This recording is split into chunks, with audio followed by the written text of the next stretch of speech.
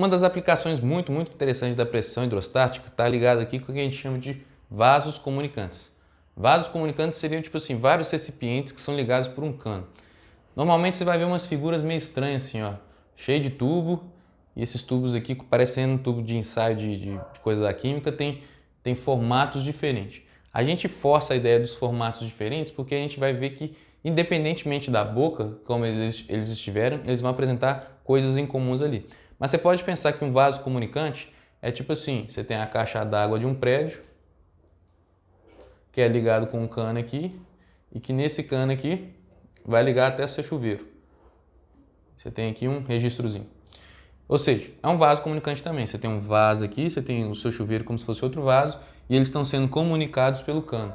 Ou a caixa d'água lá da Copasa, que fica lá no morro, lá, da distribuidora da Copasa, que vai ligar por cano até a sua caixa d'água. Então todos os objetos que são ligados ali funcionam então como um vaso comunicante. Mas a gente deixa desse jeito por quê? Para ser mais didático, para mostrar o seguinte. Se eu pego esse ponto aqui, ó, esse ponto, esse e esse, ou seja, todos os pontos que estão na superfície, todos eles estão recebendo a mesma pressão, que seria a pressão da atmosfera. Isso é muito tranquilo de enxergar. Então, quando está todo mundo na superfície, está a mesma pressão. O que dá mais bizil é se a gente olhar para cá, olha, então tá, se eu pegar nesse ponto aqui embaixo, nesse ponto aqui embaixo, vou pegar esse aqui embaixo, esse aqui debaixo dessa coluna e esse aqui. Todos eles estão nivelados, estão no mesmo nível aqui, tá um do ladinho do outro. Porém, a gente tem essas colunas sobre eles aqui, esse tanto de água.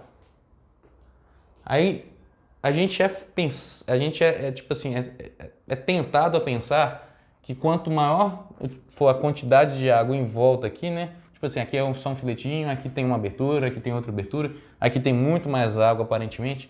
A gente é forçado a pensar, tipo assim, a gente é tentado a pensar que isso aqui tem mais água, por ter mais água, a pressão desse ponto vai ser maior.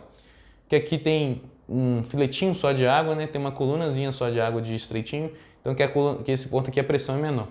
Só que na verdade a gente vai ver que, na verdade, por estarem todos nivelados e todos estarem à mesma profundidade em relação aqui à superfície, todos têm a mesma pressão, independentemente do tamanho, do formato da boca ou da água que está ao redor.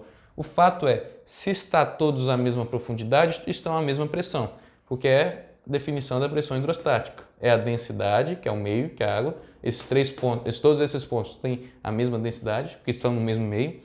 Gravidade, que é simplesmente na Terra, e profundidade. Então a profundidade é o que vai determinar a pressão. Como todos estão à mesma profundidade aqui, todos estão à mesma pressão, independentemente do formato da boca e tudo mais. Inclusive esse ponto aqui, olha, esse ponto aqui parece que só tem esse filetinho aqui de água em cima dele, mas a nossa referência é sempre com a superfície. Então esse ponto também está à mesma profundidade. Então esse ponto está à mesma pressão. Então eu posso falar aqui que nos vasos comunicantes, todos os pontos que estão nivelados, ou seja, que estão pareados aqui na mesma linha, e se encontram na mesma profundidade, então tem a mesma pressão. Então se eu pego esse ponto, esse ponto, esse ponto e esse ponto aqui, todos estão nivelados, todos encontram a mesma pressão. Ou seja, consequentemente também, a gente vai observar que se eu começo a jogar água aqui, para aumentar a quantidade de água, né, para aumentar o nível, se eu jogo água aqui, não é só esse que vai subir, todos os outros vão subir de nível também. Então se eu joguei mais água, quando eu for observar, chegou até aqui, até essa marca aqui. Ou seja, todos também vão ficar nivelados, todos têm a tendência de nivelar. Então os vasos comunicantes têm a tendência sempre de nivelar a água, sempre de nivelar seu nível. Então, por exemplo, isso é muito usado por pedreiro. Ele pega uma mangueirinha aqui, olha, e nessa mangueira ele enche de água e suspende essa mangueira desse jeito. Por quê? Se ele joga a água aqui, nela toda, ela vai tender a ficar sempre nivelada e ficar desse jeitinho.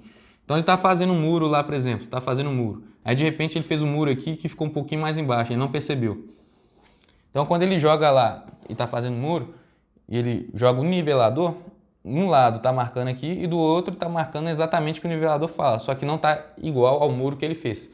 Então ele vai ter que refazer para que fique na mesma marca. Então é uma forma extremamente simples de algo que está reto, porque sempre vai ficar reto isso aqui, esse nivelador. Então às vezes a gente não percebe no muro, às vezes a gente não percebe numa construção assim, mas usando esse nivelador a gente vai ver o que é o conceito de reto. Porque a tendência é sempre ficar nivelado. Então a gente fala, por exemplo, que vou pegar aqui, tem aqui um copo de água.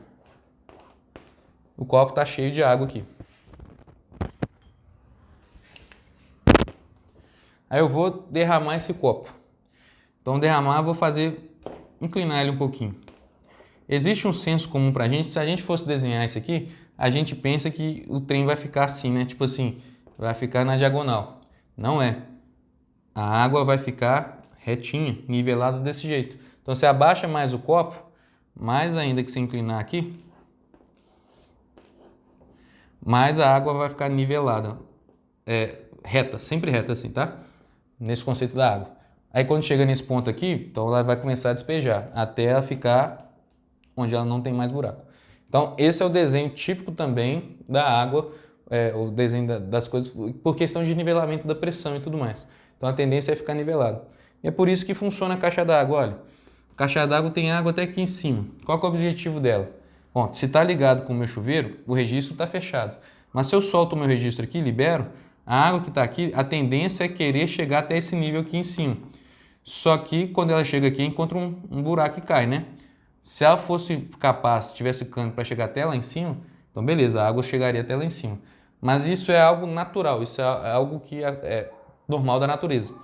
Ou seja, ao ligar o registro aqui, eu não precisei que ninguém forçasse a água a sair pelo chuveiro. A água sai porque a tendência dela é querer chegar a esse ponto aqui. Só que elas encontram um buraco. Ou seja, faz isso de graça.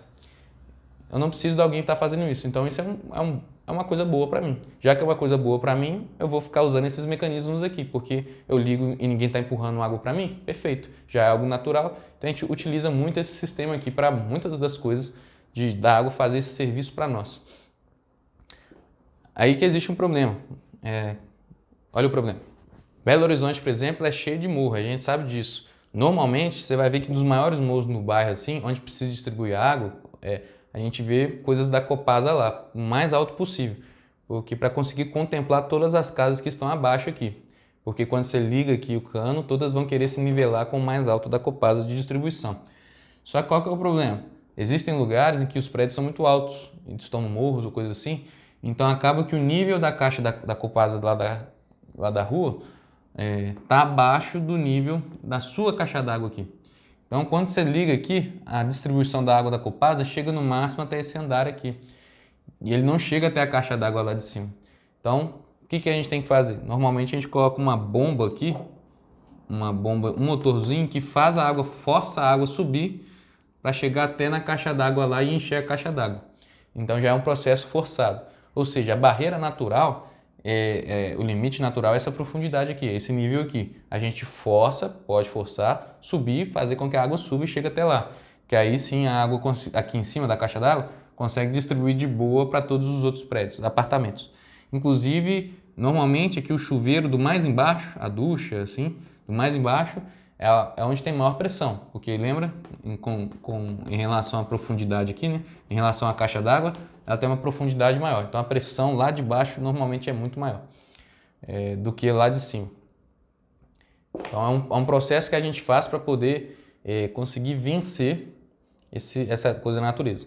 Existe um motorzinho, e se você for ver na internet é um trem roubado. Antigamente a gente utilizava muito a água para poder girar moinhos e tudo mais. Sabe, a água do rio ficava girando os moinhos e tudo mais. Poderíamos pensar em fazer algo assim, né? Tipo assim, a água derrama aqui, gira alguma coisa, ou então passa por um cano e faz isso aqui e volta, né? Que a gente chama de sistema infinito. Tipo assim, a água cairia aqui de volta. Se eu deixar a água cair aqui, gira alguma coisa, depois voltasse e caísse de novo, isso aqui seria um motor infinito, que geraria energia infinita. Só que qual que é o problema? Isso não existe. Porque se a água chega aqui, no máximo que ela chega é nesse nível aqui. Se você um dia ver na internet a água sendo despejada aqui, é porque os pilantras colocaram um motorzinho e você não viu. Tem tipo uma madeirinha aqui, aí você olha assim, nossa, tá jorrando água infinita, né? Tá caindo água infinita. Não pode. A física permite até aqui. Inclusive, a física permite até aqui. Então, existe um motorzinho lá atrás que vai jogando para poder ficar essa água assim e virar um motor infinito. Não tem como vencer as barreiras da energia aqui nesse caso.